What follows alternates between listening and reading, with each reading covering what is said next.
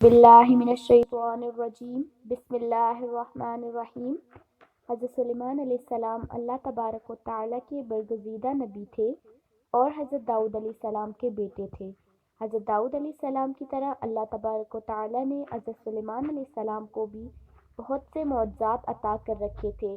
آپ جانوروں کی بولیاں سمجھ لیتے تھے، ہوا پر آپ کا قابو تھا۔ آپ علیہ السلام کی سب سے بڑی خصوصیت یہ بھی تھی کہ آپ کی حکومت صرف انسانوں پر ہی نہیں تھی بلکہ جن بھی آپ کے تابع تھے۔ حضرت سلیمان علیہ السلام نے جب دیکھا کہ اللہ نے ان کے لیے دنیا کو وسیع کر دیا اور دنیا ان کے ہاتھ میں ہو گئی تو کہنے لگے، ہے میرے معبود، اگر مجھے اجازت دے کہ میں تیری تمام مخلوقات کو پورے سال کھلاؤں تو بہتر ہوتا۔ تو اللہ تعالیٰ نے ان کے پاس وحی بھیجی کہ تو اس پر ہرگز قدرت نہیں رکھتا۔ پھر درخواست کی، یا الہی صرف ایک ہفتہ۔ پھر جواب ملا کہ تو اس پر بھی قدرت نہیں رکھتا۔ پھر درخواست کی، یا الہی ایک دن۔ فرمایا اس کے بھی قدرت نہیں رکھتا۔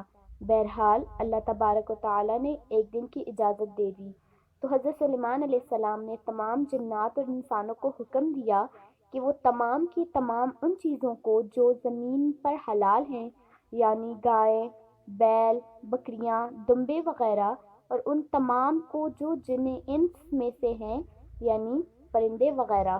جب وہ جن و انس نے ان چیزوں کو جمع کر لیا تو اس کے لیے بڑی بڑی دیگیں تیار کی گئی۔ پھر ان جانوروں کو ذبح کیا گیا اور ان کو پکایا گیا اور ہوا کو حکم دیا گیا کہ کھانے پر چلیں تاکہ خراب نہ ہو۔ پھر کھانوں کو جنگل میں پھیلا دیا گیا۔ اس کا طول 1 مہینے کی مسافت کے برابر تھا اور اس کا عرض بھی اتنا ہی تھا۔ پھر اللہ تعالیٰ نے حضرت سلیمان علیہ السلام کے پاس وحی بھیجی، ہے سلیمان علیہ السلام، تو مخلوقات میں سے کس سے دعوت شروع کرے گا؟ تو حضرت سلیمان علیہ السلام نے فرمایا کہ میں دریا کے جانوروں سے شروع کروں گا۔ تو اللہ تعالیٰ نے بحر محیط کی ایک مچھلی کو حکم دیا کہ وہ حضرت سلیمان علیہ السلام کی ضیافت میں سے کھائے۔ چنانچہ اس مچھلی نے سر اٹھایا اور کہا، ہے سلیمان علیہ السلام، میں نے سنا ہے کہ تو نے ضیافت کا دروازہ کھول دیا ہے اور میری ضیافت تو کرے گا۔ حضرت سلیمان علیہ السلام نے فرمایا، لے اور کھانا شروع کر۔ چنانچہ وہ مچھلی آگے بڑھی اور دسترخوان کے شروع سے کھانے لگی۔ مچھلی نے اس قدر کھایا کہ ایک ہی دفعہ میں سارا کھانا صاف کر دیا۔ اس مچھلی نے پھر آواز لگائی کہ ہے سلیمان، مجھے کھانا کھلاؤ اور میری بھوک مٹاؤ۔ حضرت سلیمان علیہ السلام نے فرمایا، تو سارا کھانا کھا گئی اور اب بھی تیرا پیٹ نہیں بھرا؟